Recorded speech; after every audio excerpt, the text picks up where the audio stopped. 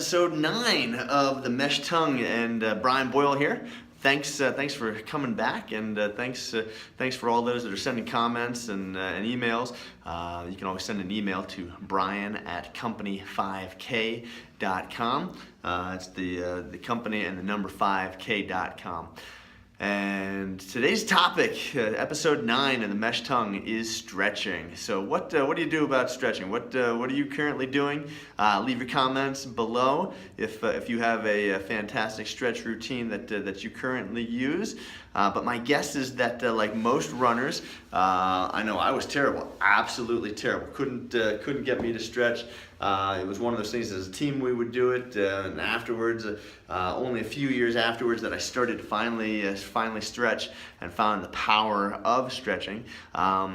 But boy, it was tough. You know, if you're spending 2 to 3 hours out running, you know, I don't spend anywhere near that time now out running, but if you're spending that much time, it's tough to come home and figure out a way to stretch another 10-15 minutes in there, but it's got to be done. So why do we stretch? So the thought of stretching is that when we stretch, we increase the elasticity and the flexibility of the muscle.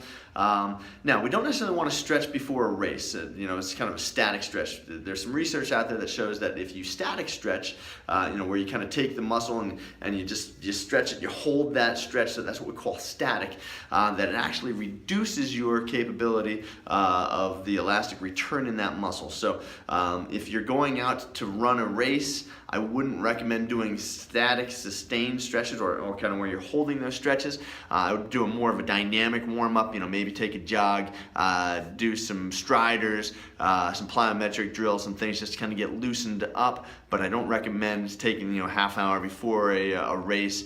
You may have tried that and realized that, you know, kind of part of the way into the race that you were just didn't feel like you had it that day. And again, that's kind of where you take that elastic return from the muscle out of the picture. But yeah, I would highly recommend that you get into a stretching routine, and the routine is definitely one of those things that you got to stay consistent with. Now, consistency doesn't mean like, hey, I'm going to stretch today, and then I'm going to stretch on Valentine's Day, and then I'm going to stretch on Memorial Day, and then I'll stretch on the 4th of July, and then I'll stretch on Labor Day, and then you know, the next holiday that I'm off and I'm not working. That's not consistent. Consistency is, hey, you're going to take the time every day, and whether it's 3 minutes or 5 minutes, whatever it is that you figure, okay, you know, I'm gonna take the muscles and I'm gonna take them to a point where they're stretched, hold that stretch, and then repeat that consistently. You got to find your routine.